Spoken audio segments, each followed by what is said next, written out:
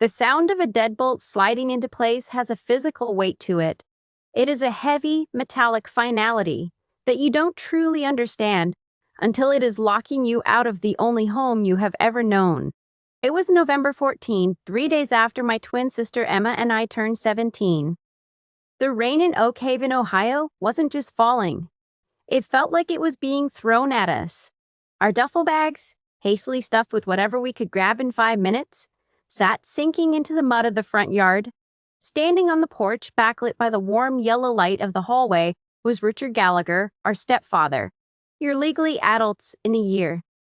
Consider this an early head start," Richard sneered, his voice barely rising above the downpour. He didn't even look angry. He looked bored. That was the part that broke something inside me. Behind his broad shoulder, I caught a glimpse of our mother, Sylvia. She was hovering near the staircase, arms wrapped tightly around her own waist, her eyes glued to the hardwood floor. She didn't look up. She didn't say a word. Richard pulled the heavy oak door shut and the deadbolt engaged with a loud thwack. Emma grabbed my hand. Her fingers were ice cold, but her grip was like a vice. "Don't look back, Chloe," she whispered, her jaw clenched so tight I thought her teeth might crack. We don't look back. We walked 3 miles to Dolly's Diner, a 24-hour truck stop on the edge of the interstate. Between us, we had exactly $147, 2 dead cell phones, and a shared realization that the world had just opened its jaws to swallow us whole. We sat in a cracked final booth, nursing a single black coffee for 6 hours. It was there, amidst the smell of stale grease and diesel exhaust, that Emma flipped open a soggy copy of the Oak Haven Tribune someone had left on the table. Her finger, trembling slightly from exhaustion, traced a tiny legal notice buried in the back pages. "City of Oak-Heeship, Blight Eradication Imaship. Condemned Municipal Properties for Properties. Francel. Procusson fee $6. SS. Be reisusumis all liberty." "Chloe," Emma said, her voice dropping to a low, intense register. "Look at this." I squinted at the list of addresses. Most were empty dirt lots or burned-out residential shells. But at the very bottom of the list was a property that made my stomach twist into a knot. 1400 Ironwood Drive, former Oak Haven County Correctional Facility, 18,000 square feet. "Emma, no," I breathed, realizing exactly what she was thinking. "That's the old jail. It's been abandoned since the 90s. It's toxic. It's a literal prison. It's a roof," she shot back, her eyes burning with a desperate manic fire. "And it costs $6. We have 147. We can buy it, Chloe. We can own it." The next morning, we stood in the fluorescent-lit purgatory of the Oak Haven County Clerk's office. Daniel Pendleton, a man who looked like he had been born wearing a beige short-sleeved button-down, stared at us over his bifocals. "You girls are kidding, right?" Daniel scoffed, tapping the property transfer forms. "That place is a hazard. Black mold, lead paint, no running water, no grid power. And you're minors." "We are emancipated," Emma lied smoothly, sliding a forged document across the counter, a desperate creation she had mocked up in our high school library months ago when things at home started getting violent. "And we are paying in cash." She slapped 6 crumpled $1 bills onto the laminate counter. Daniel looked at the money, looked at the fake document, and then looked at our hollow, exhausted eyes. Maybe he saw the bruises on Emma's arm that Richard had left the night before. Maybe he simply didn't care enough to fight the bureaucracy. He sighed, stamped the paper in red ink, and handed us a heavy rusted iron key. "For $6, we bought a prison." Nothing can prepare you for the reality of living in an abandoned jail. Our first night was a waking nightmare. The air inside the facility was thick with the smell of rust, damp concrete, and decades of trapped despair. The wind howled through broken high-security windows, creating a chorus of low, haunting moans that echoed down the cell blocks. We set up a camping tent inside the old visitor processing center, huddled together under 3 cheap sleeping bags, terrified of every shadow. But survival breeds a strange kind of defiance. We couldn't afford to be victims anymore. We started small. I spliced a heavy-duty extension cord into an active street lamp outside to give us one working outlet. Emma found a functioning utility sink in the basement for fresh water. We ate cold canned beans and spent our days hauling debris out of the cells. 2 weeks in, Emma made a decision that changed everything. She bought a cheap tripod from a thrift store, set up her phone, and hit record. "Hey, Internet," she said to the camera, standing in a hallway lined with rusted iron bars. "My name is Emma. This is my sister Chloe. We were kicked out by our stepdad, so we bought an abandoned jail for $6. Welcome to our new house." She uploaded it to TikTok. By the time we woke up the next morning, the video had 3 million views. By the end of the week, it had 20 million. The internet is a wild, unpredictable beast, but sometimes it is fiercely protective. Our story went aggressively viral. Suddenly, our sixth prison was front-page news. A GoFundMe we hesitantly set up was fully funded within 48 hours, raising over $50,000. For the first time in our lives, we had resources. We hired a contractor, a gruff but kind man named Silas Montgomery, who agreed to work for reduced rates once he heard our story. We brought in industrial cleaners, ran new plumbing, and poured fresh concrete. The vision became clear. We weren't just going to live here. We were going to turn the Oak Haven County Correctional Facility into a luxury, immersive, boutique hotel. But as the jail began to transform, it refused to give up its ghosts quietly. It happened in April, 6 months into the renovation. Silas and I were working on the old warden's office on the top floor room we were converting into a bridal suite. We were tearing out the rotting oak wainscoting when Silas's crowbar caught on something heavy behind the drywall. "Hold up," Silas muttered, wiping sweat from his brow. "There's a void back here." He swung his hammer, smashing through the brittle plaster. A cloud of ancient dust plumed into the air. Behind the wall wasn't insulation or brick. It was a heavy, dull gray steel lockbox bolted directly into the masonry. It had been hidden there deliberately, sealed away before the prison was officially shut down. Emma rushed into the room at the sound of the commotion. It took Silas an hour with an angle grinder to cut through the heavy padlocks. When the steel lid finally groaned open, the three of us stared inside in stunned silence. There were no gold bars or jewels. Instead, there were stacks of pristine, sealed manila envelopes, dozens of microcassette tapes, and a thick, leather-bound ledger. Emma reached in with trembling hands and opened the ledger. Her eyes scanned the first page and the color instantly drained from her face. She looked up at me, a mixture of horror and fury in her eyes. "Chloe, look at the name." I leaned over. The ledger was a meticulous record of municipal bribes, extortion payments, and shell company transfers dating back to the late 1990s. And the name signing off on every single illegal transaction was Richard Gallagher, our stepfather. But that wasn't the twist.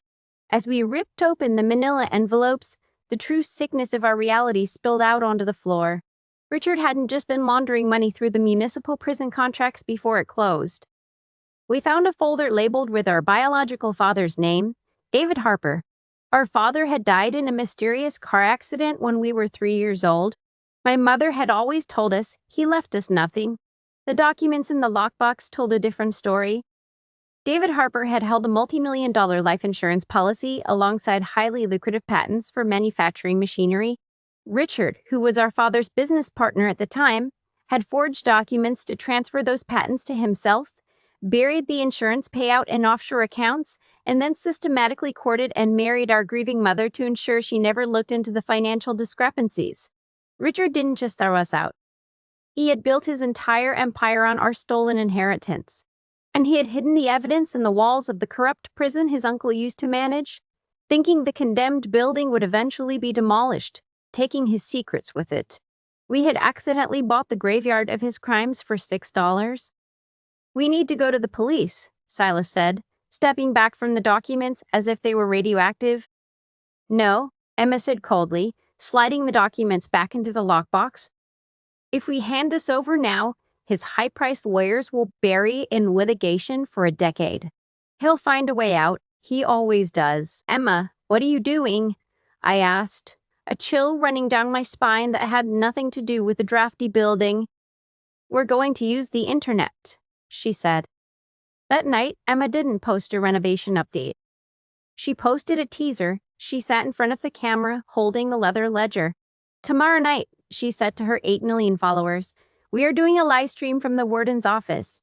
We found something hidden in the walls. Something that belongs to the most powerful man in Oakhaven. Tune in at midnight. It was a trap, and Richard walked right into it. He had clearly been monitoring our accounts since we went viral. The thought of us digging around the warden's office must have driven him into a blind panic. At 11 p.m., a violent spring thunderstorm began to batter the town. Silas had gone home for the night. Emma and I sat in the darkness of the second-floor control room, watching the newly installed security cameras on a laptop. At 11:15 p.m., a black SUV rolled up to the perimeter fence without its headlights on. A figure stepped out into the pouring rain, holding a heavy tire iron. It was Richard. My breath hitched in my throat. We were two 17-year-old girls, alone in a massive isolated building with a man who had already proven he was capable of destroying lives. Are you sure about this? I whispered, my hand shaking over the control panel. We're not victims anymore, Emma repeated, her voice steady. We watched on the monitor as Richard smashed the glass of the side entrance and stepped into the main cell block. He moved with panicked urgency, his flashlight beam slicing through the darkness, sweeping over the newly painted walls and exposed iron bars. He was heading straight for the staircase that led to the warden's office. He didn't know we had rewired the building. He didn't know we knew every inch of this concrete labyrinth. As Richard reached the second-floor landing, Emma hit a switch on the console. The heavy industrial floodlights at the end of cell box C snapped on with a blinding hum. Richard froze, throwing his hand up to shield his eyes. Looking for something, Richard? Emma's voice boomed through the newly installed PA system, echoing terrifyingly against the concrete. Richard spun around, gripping the tire iron tightly. Emma! Chloe! He shouted, his voice a mix of rage and false authority. Turn these damn lights off and come here. You have stolen private property. Actually, I said into the microphone, my confidence building as I saw him flinch. We bought this property as is, which means everything inside it belongs to us, including the ledger. You little brats, he snarled, breaking into a run toward the warden's office at the end of the hall. But to get to the office, he had to pass through the maximum security transition corridor, a narrow hallway lined with original heavy iron sliding doors that we had spent 3 weeks restoring for the authentic aesthetic of our hotel. As Richard sprinted past cell 402, Emma slammed her fist down on the pneumatic control lever we had salvaged and repaired. With a deafening metallic shriek, the heavy iron door slid out from the wall and slammed shut directly in front of him, the locking mechanism engaging with a massive slang that shook the floorboards. Richard slammed into the iron bars, crying out in pain as he dropped his flashlight. He turned to run back, but I had already thrown the second lever. The door behind him slid shut. Clang. He was trapped in a 6x8 iron cage in the middle of the hallway. We walked out from the control room and stood safely on the other side of the bars, looking in at the man who had thrown us out into the rain. He looked pathetic in the harsh lighting soaking wet, clutching his bruised shoulder, staring at us with wide, animalistic eyes. Let me out, he screamed, grabbing the bars and shaking them. I'm your father. You're a thief, Emma said quietly. She pulled her phone out of her pocket. The screen was glowing with a live feed. The viewer count read 1.2 million. Hey, Internet, Emma said to the camera, panning it from her face to Richard raging behind the bars. This is Richard Gallagher, the man who kicked us out. He came here tonight to steal back the evidence of his fraud, embezzlement, and theft. The police are already on their way.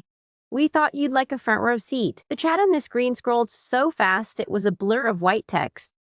Richard stared at the phone, the realization of his total, inescapable destruction washing over his face. He sank to his knees on the concrete floor, burying his face in his hands. 10 minutes later, the wail of police sirens cut through the storm. Detective Sarah Linwood, a no-nonsense investigator who had been trying to nail Richard for years, walked in with 4 uniformed officers. When we handed her the walkbox and the ledger, she looked at us with a mixture of awe and disbelief. You girls, you caught the devil in a $6 trap, she muttered, before cuffing Richard and dragging him out into the rain. 2 years have passed since that night. We are 19 now. Richard Gallagher is currently serving a 20-year sentence in a federal penitentiary facility with much less charm than ours. The state seized his assets, and after a brief legal battle, our father's stolen wealth was restored to us. Sylvia tried to contact us once, begging for forgiveness, claiming ignorance. We didn't answer the door. We didn't need the hotel to survive anymore, but we finished it anyway. The Ironwood Sanctuary opened last spring. It is fully booked 6 months in advance. People come from all over the world to sleep in the luxury cells, to see the restored architecture and to hear the story of the two sisters who refused to be discarded. I am sitting in the lobby now, typing this out. It's raining outside, much like that night we were thrown out. But inside, it is warm. The fireplace is crackling, and Emma is laughing with a group of guests over by the espresso bar. Sometimes the world tries to lock you out in the cold. But if you're stubborn enough, and maybe a little lucky, you can buy the locks, keep the keys, and build your own empire from the rubble.